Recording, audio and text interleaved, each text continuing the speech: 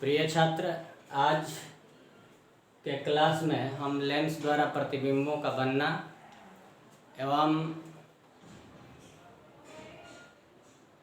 प्रतिबिंब दूरी, वस्तु दूरी और लेंस के फोकस दूरी में संबंध को व्युत्पन्न करेंगे। सबसे पहले हम लोग देख लेते हैं लेंस द्वारा प्रतिबिंबों का बनना। इसमें 3 बातों पर ध्यान देने की आवश्यकता है। पहली बात कि उत्तल लेंस के मुख्य अक्ष के समानांतर आपतित होने वाली किरण, ये उत्तल लेंस है, और उत्तल लेंस के मुख्य अक्ष के समानांतर आपतित होने वाली किरण अपवर्तन के बाद इस लेंस के मुख्य फोकस से होकर के गुजरती है, तथा अवतल लेंस में मुख्य अक्ष के समानांतर आपतित होने वाली किरण, ये मुख्य अक्ष के समानांतर आपतित होने वाली किरण है, वो प्रकाश केंद्र है। यह अपवर्तन के बाद मुख्य फोकस से आती हुई प्रतीत होती है। मतलब अपवर्तित किरण ऐसा प्रतीत होगा जैसे एक बिंदु से आ रही है। दूसरी बात, दोनों ही लेंस हो, चाहे वह उत्तल लेंस हो या अवतल लेंस हो, अगर आपतित किरण प्रकाश केंद्र से होकर के गुजरती है तो वह सीधे बिना विचलित हुए निकल जाती है। यह किरण सीधे निकल जाती है। ऐसे ही अवतल लेंस में भी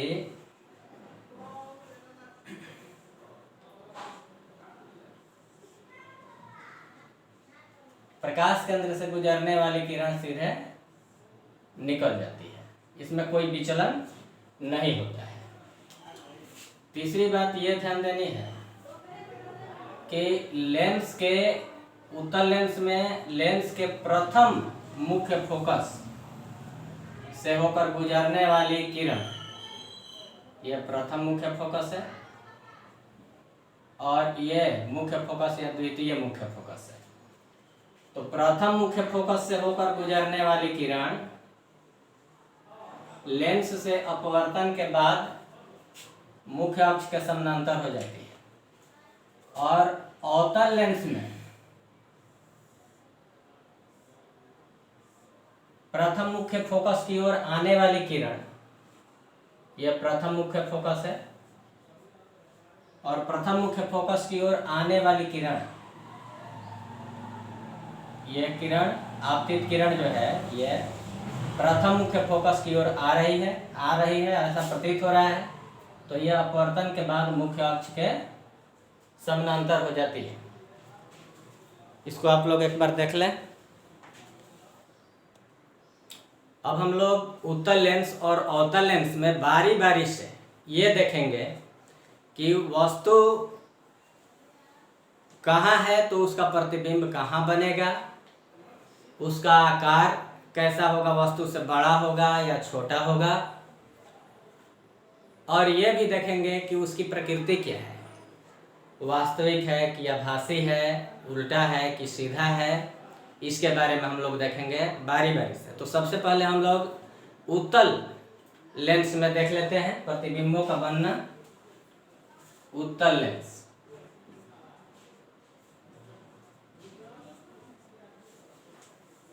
पहली स्थिति हम ये ले रहे हैं कि जब वस्तु अनंत पर स्थित हो, तो अनंत से आने वाली प्रकाश की किरणें एक दूसरे के समानांतर होती है।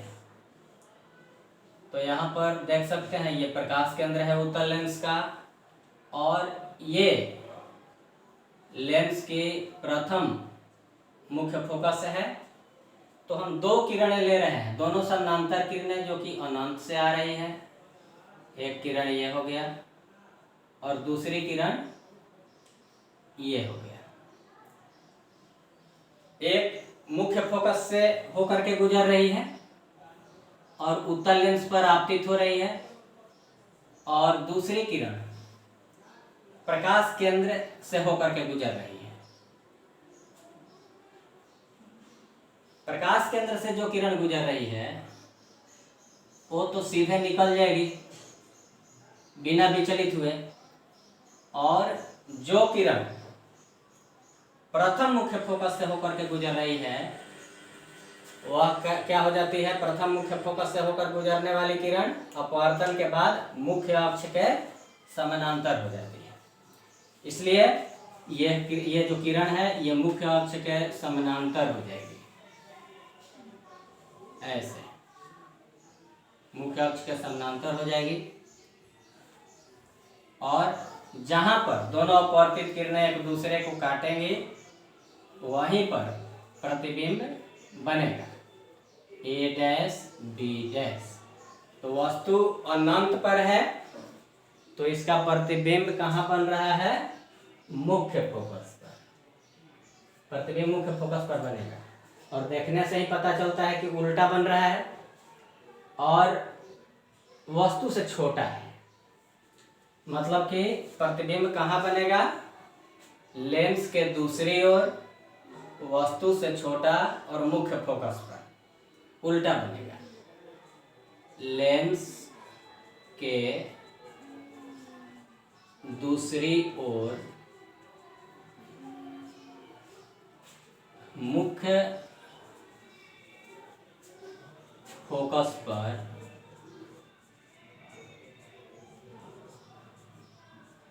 उल्टा एवं छोटा प्रतिबिंब प्राप्त हो रहा है। दूसरी स्थिति हम ले रहे हैं जब वस्तु अनंत और 2f के बीच हो, तो हम ये ले रहे हैं लेंस, मुख्य अक्ष ये हो गया, प्रकाश केंद्र है O, और ये हो गया F1 और ये हो गया 2F1, और वस्तु जो है 2F के बाहर है, मतलब कि यहाँ पर है, वस्तु है यहाँ A B। तो यहाँ से मुख्य अक्ष के समानांतर जो किरण चल रही है वह अपवर्तन के बाद दूसरे मुख्य फोकस से होकर के गुजरेगी। मतलब कि इसी को मुख्य फोकस कहते हैं, दूसरे मुख्य फोकस को, इसको F से सूचित करते हैं, यहाँ से होकर के गुजरेगी। और एक किरण हम ले रहे हैं प्रकाश केंद्र से होकर जाता हुआ, तो प्रकाश केंद्र से होकर जाता हुआ हम ये किरण ले रहे हैं, तो ये किरण सीधे बिना विचलित हुए निकल जाएगी, बिना विचलित हुए, और निकल करके ये जो है दोनों अपवर्तित किरणें एक दूसरे को मुख्य फोकस के बाहर काट रही है। यहीं पर A डैश B डैश प्रतिबिंब बन रहा है। यह प्रतिबिंब भी कैसा है?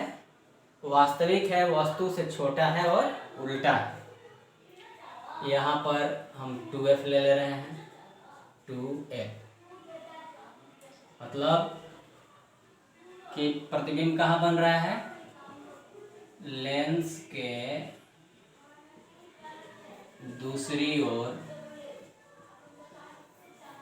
F एवं 2F के बीच उल्टा एवं वास्तविक, यहाँ भी वास्तविक प्रतिबिंब बनेगा।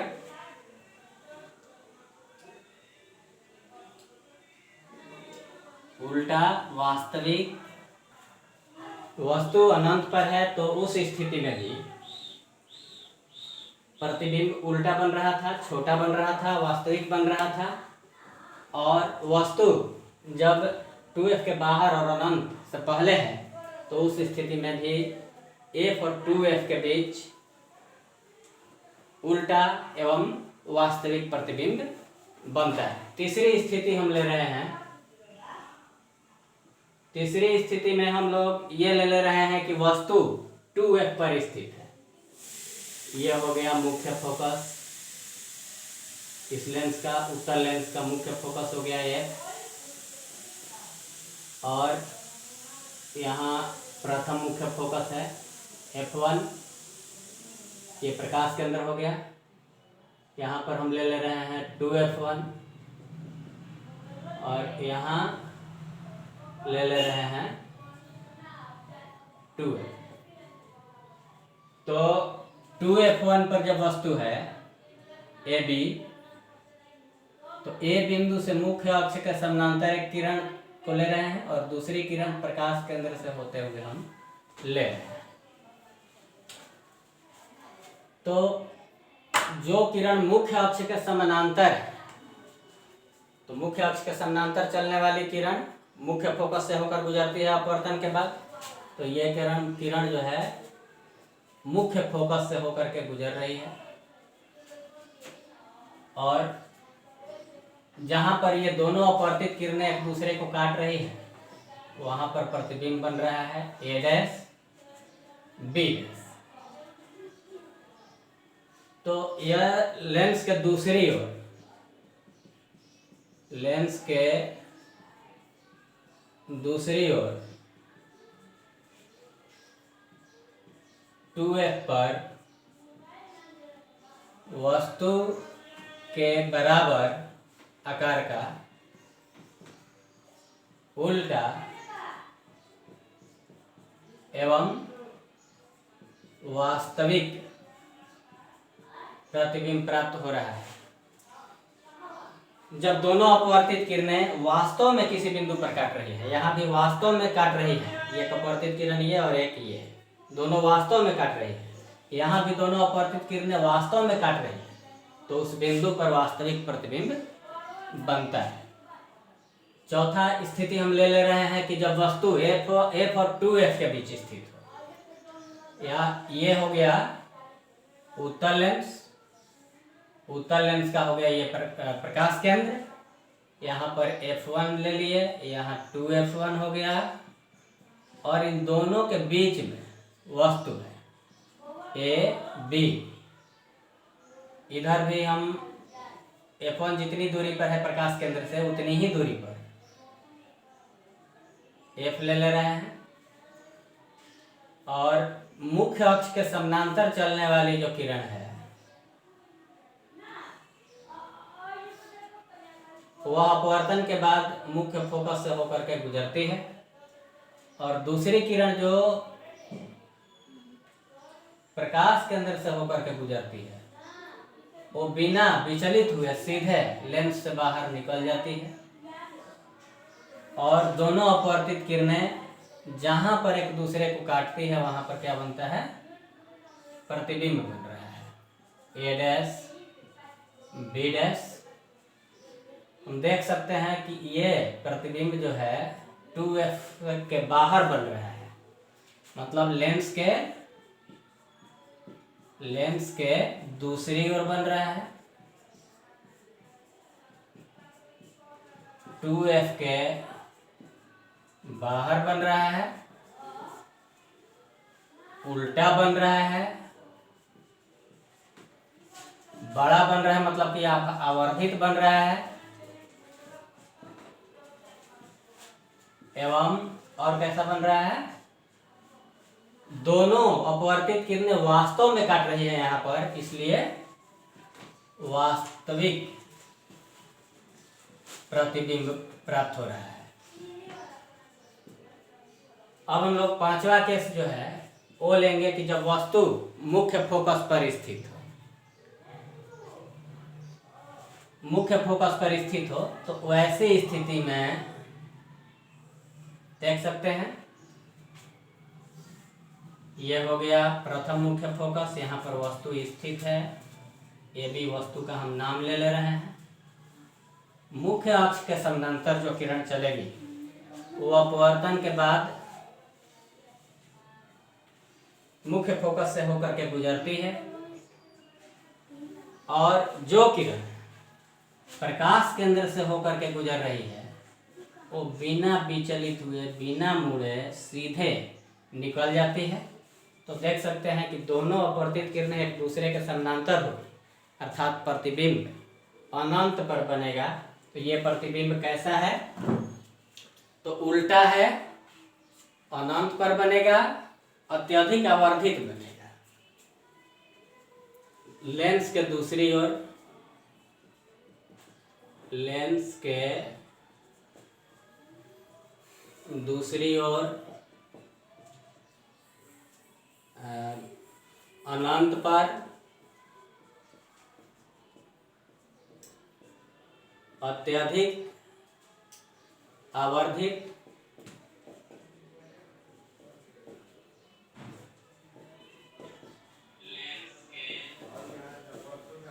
अत्यधिक आवर्धित, उल्टा, उल्टा बन रहा है और वास्तविक बन रहा है।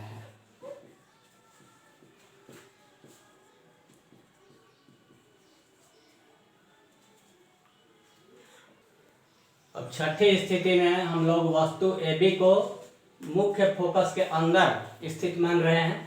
तो वस्तु के A बिंदु से मुख्य अक्ष के समानांतर चलने वाली किरण अपवर्तन के बाद मुख्य फोकस से होकर के गुजर रही है, और दूसरी किरण जो कि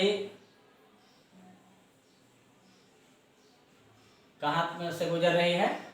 प्रकाश केंद्र से गुजर रही है, वो सीधे निकल जाएगी बिना मुड़े हुए।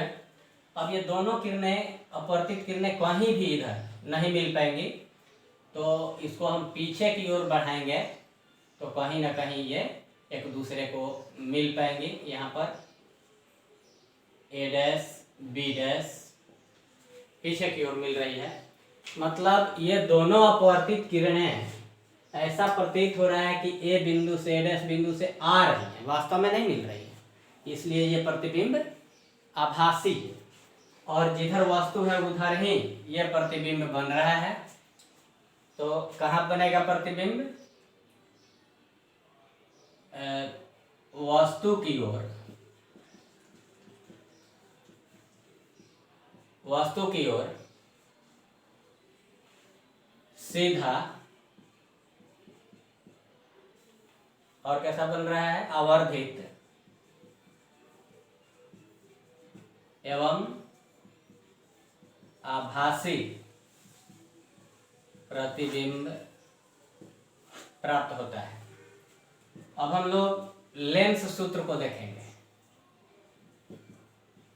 लेंस सूत्र, लेंस फार्मूला।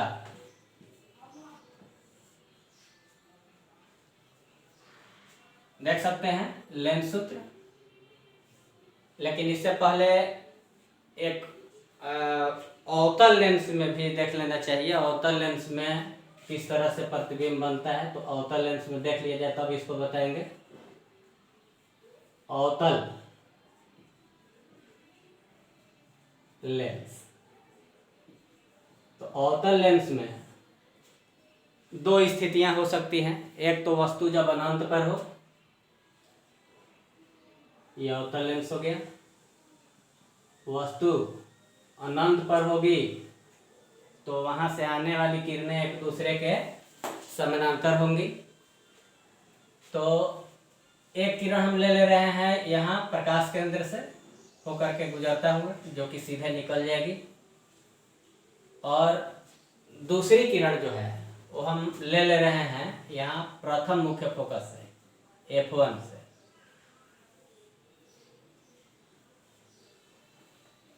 तो F1 से होकर के आ रही है दूसरी किरण, और प्रथम मुख्य फोकस से, प्रथम मुख्य फोकस तो अवतल लेंस में इधर होगा ना,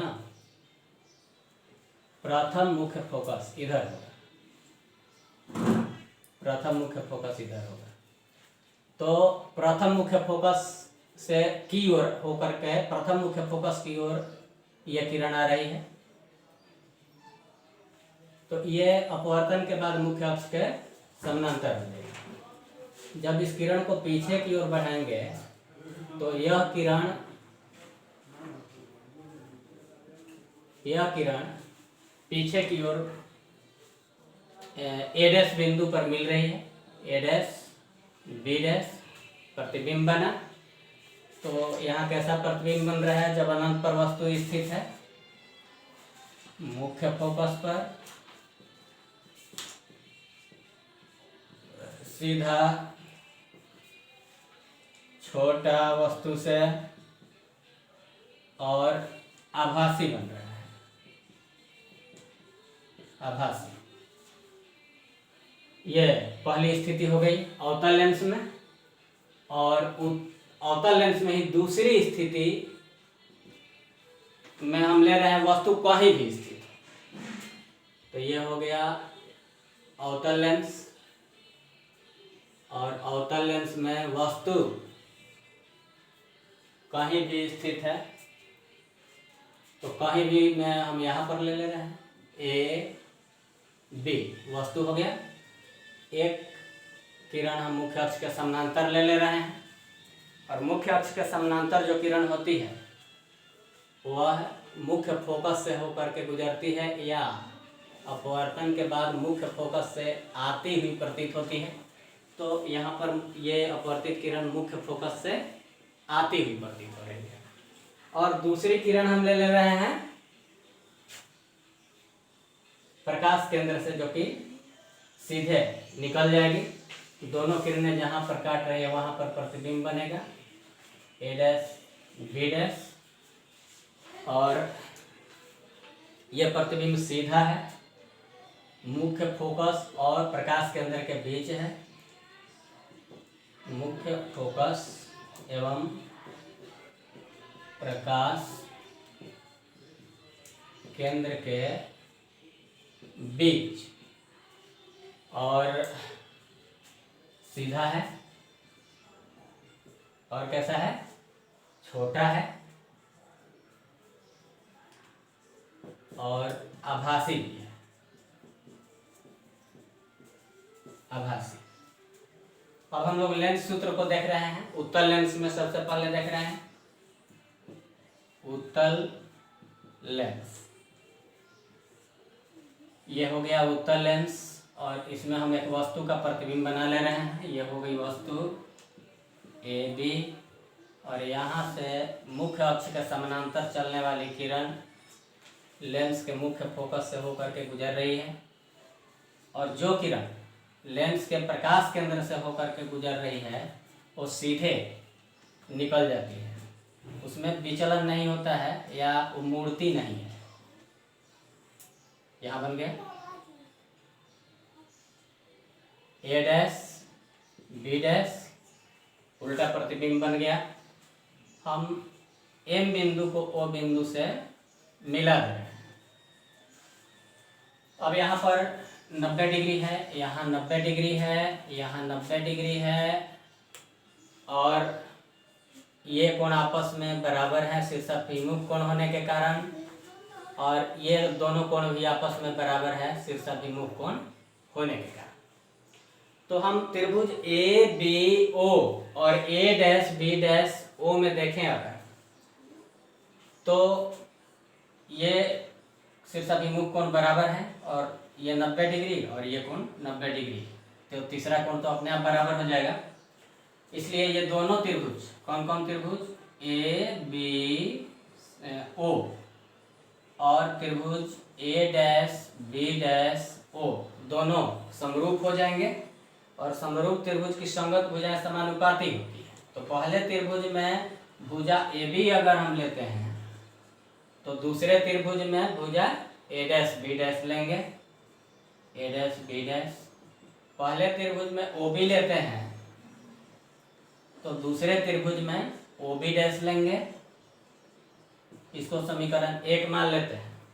इसी तरह से त्रिभुज एम ओ ए और त्रिभुज ए डैश बी डैश एक भी एक दूसरे के समरूप हो जाएंगे।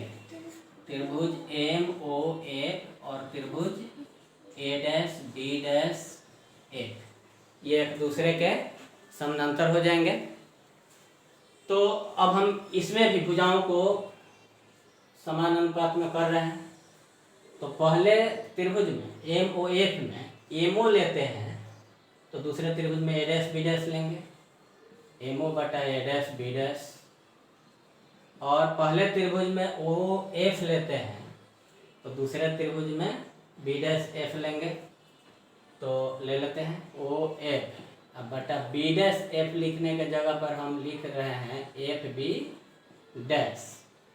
इसको समीकरण 2 नहीं मानेगा अभी। एम ओ है, एम ओ यह ए बी के बराबर है, तो हम इसको ए बी लिख रहे हैं। ए बी बटा a dash b dash equal to o f बटा एफ बी डैश। इसको हम समीकरण 2 ले रहे हैं। अब समीकरण 1 एवं 2 से पाते हैं दोनों में बायां पक्ष बराबर है, इसलिए दायां पक्ष भी बराबर होगा। तो इसमें से ले रहे हैं ओ बी बटा ओ बी डैश, और इसमें से क्या ले लें ओ एफ बटा एफ बी डैश ले रहे हैं।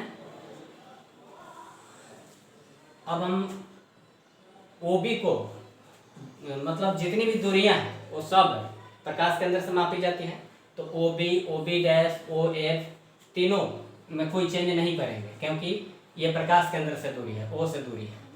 तो ओ बी बटा O B dash O F, और एफ बी डैश है एफ बी डैश।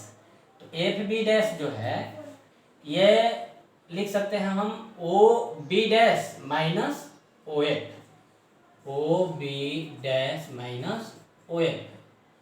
अब आप देख सकते हैं कि ये वस्तु दूरी ओ बी जो है वस्तु दूरी है, और वस्तु दूरी को हम लोग यू से सूचित करते हैं। ओ एफ मुख्य फोकस दूरी है, और इसको हम स्मॉल एफ से सूचित कर रहे हैं। और ओ बी डैश ये प्रतिबिंब की दूरी है, और इसे हम भी से सूचित कर रहे हैं, भी से सूचित कर रहे हैं। तो ओ बी के जगह पर क्या रखा जाए, ओ बी के जगह पर यू रखेंगे, लेकिन बाईं ओर है इसलिए माइनस का चिन्ह लेंगे, और ओ बी के जगह पर माइनस यू बटा ओ बी डैश बराबर भी है, ओ एफ है बटा ओ बी डैश भी है माइनस ओ एफ है।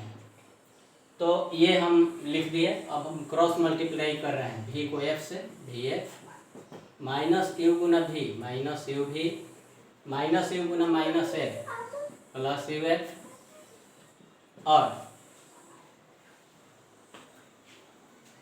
यू भी को बाईं ओर हम ले रहे हैं, दाईं ओर बच गया यू एफ, और भी एफ को दाईं ओर ले जाएंगे, तो प्लस था तो माइनस हो गया।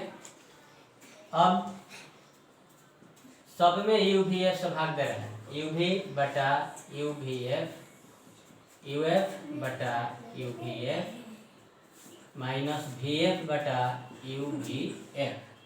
तो क्या बच गया, यू और भी कट जाएगा तो 1 बटा एफ इक्वल टू यू और एफ कट जाएगा तो 1 बटा भी, और ई भी और एफ कट जाएगा तो 1 बटा यू। तो यही लेंस सूत्र कहलाता है फोकस दूरी, प्रतिबिंब की दूरी और वस्तु की दूरी में संबंध है। इसको हम समीकरण 3 मान ले रहे हैं।